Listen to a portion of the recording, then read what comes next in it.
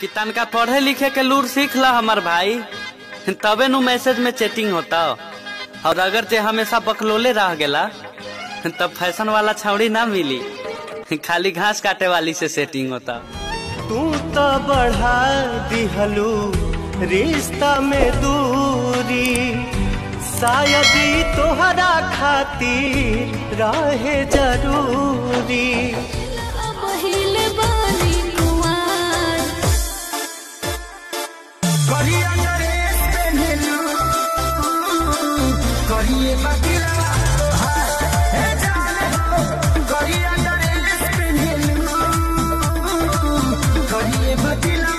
जान 36 गो लड़की मरेली सन हमारा पीछे, लेकिन ये आशिक खाली तारा पे मरेला। अच्छा।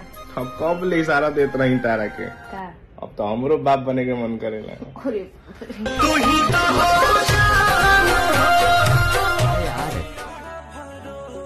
गलती ओकरे होला जे प्यार कर बैठेला।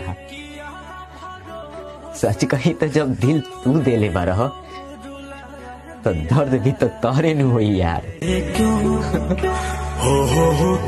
किस्मती लिखल बा जवन कैसे मिटाई, तू तो हमके भुला गईल, हम कैसे भुलाई। रोवाता दिल बेचारा हो।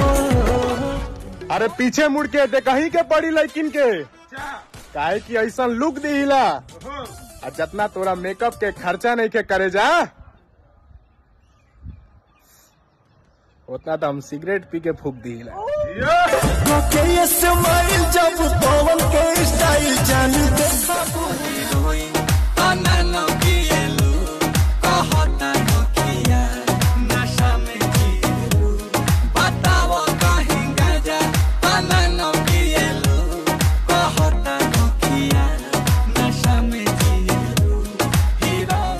खुश बा, ओकरा के परेशान का करी यार।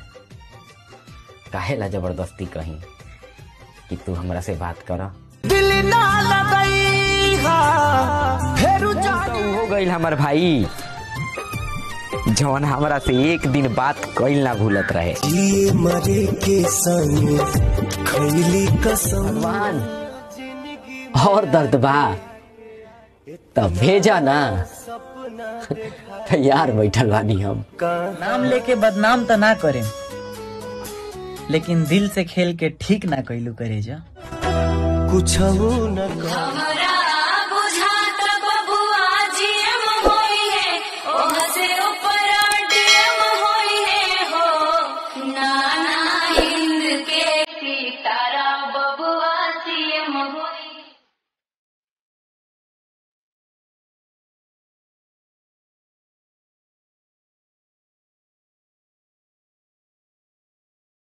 खुशी के उजाला नहीं खे, अंधेरा बा गम के, आ खुश बानी की उदास बानी साला बुझाइते नहीं खे हमके।